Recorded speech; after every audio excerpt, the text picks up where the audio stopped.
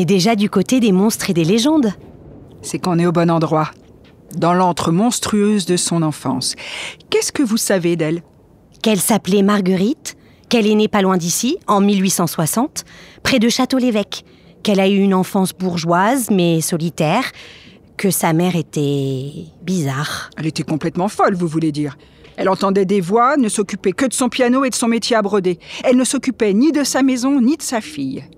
Marguerite a grandi toute seule dans une grande maison sombre et humide, dans un parc à l'abandon entre herbes folles et sauvages, trouée d'un point d'eau croupissant. Élevée au milieu des êtres terrifiants des légendes du Périgord, boiteuse, muette. On la surnommait la Touchade. Ça veut dire quoi? Lunatique, mystérieuse, taciturne. Un peu comme son père, c'est ça?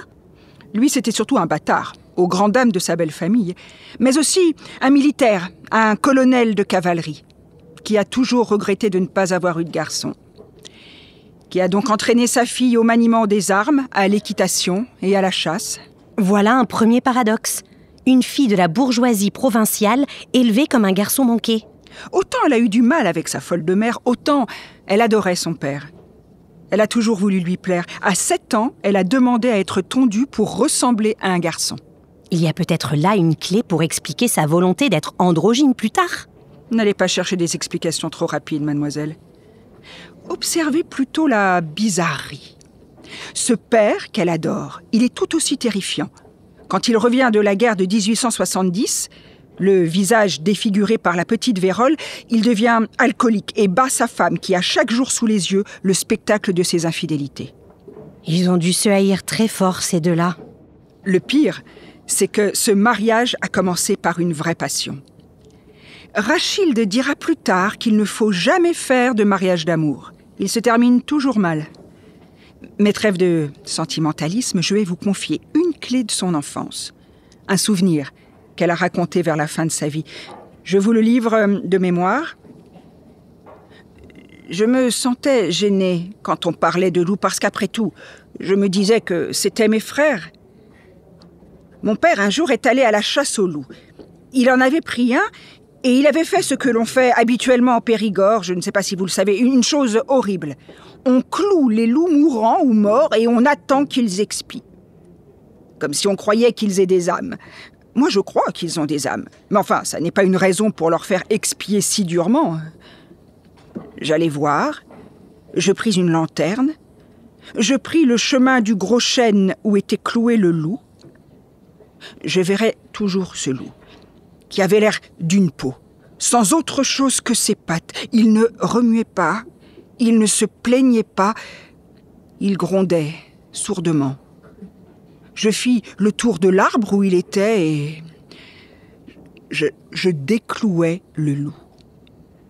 Il roula sur lui-même, absolument comme une peau dans laquelle il n'y a plus rien. Je ne l'ai pas vu se sauver, je ne l'ai pas vu s'en aller. Il ne s'est pas plaint. Et puis je me suis enfuie et je me suis mise à courir parce que maintenant j'avais peur. Elle considérait les loups comme ses frères? Étrange, n'est-ce pas?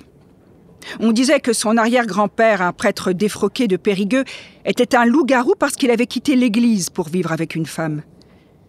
Comme la malédiction courait jusqu'à la 5e génération, Marguerite était perçue comme un loup-garou. Même sa mère y croyait. Ce frère loup qu'elle fuit serait comme un premier monstre qui l'aurait poursuivi toute sa vie? Mais un frère à la fois terrifiant et terrifié qui l'aurait aussi nourri et protégé. Si elle a été dévorée et poursuivie dans son enfance, c'est plutôt par l'effroi de ses visions et cauchemars. Vous m'êtes sympathique, je vous en livre un. Une chose monstrueuse s'élève au-dessus de l'eau sombre de l'étang de la propriété. Une sorte d'immense cadavre blême, les bras tendus en avant, la tête ballottant sur les épaules et l'eau tout autour qui semble se soulever d'horreur en grosses vagues muettes. Et une voix qui n'est pas humaine parle à travers la nuit. Tu ne parleras jamais. Jamais. Mais parler de quoi? On ne sait pas ce que ce fantôme de noyer voulait qu'elle cache puisque c'est ce qu'elle a fait.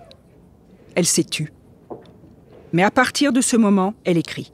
Comme une folle. Sa vocation vient de là. Elle a 12 ans. Quelle précocité! On dirait qu'elle part à l'assaut de ses ombres et démons comme un hussard part à l'assaut de ses ennemis. Sabre au clair. La vraie fille de son père. Comme elle a l'audace du soldat, elle ose envoyer à l'âge de 15 ans sa première nouvelle, premier amour, à son Dieu vivant. Victor Hugo, c'est vrai, je l'ai lu. Et le plus dingue, c'est qu'il lui répond. Vous vous souvenez de ce qu'il lui a écrit? Allons demander à son fantôme. Où est-il? Au rayon littérature à la lettre H comme Hugo. Où voulez-vous qu'il soit?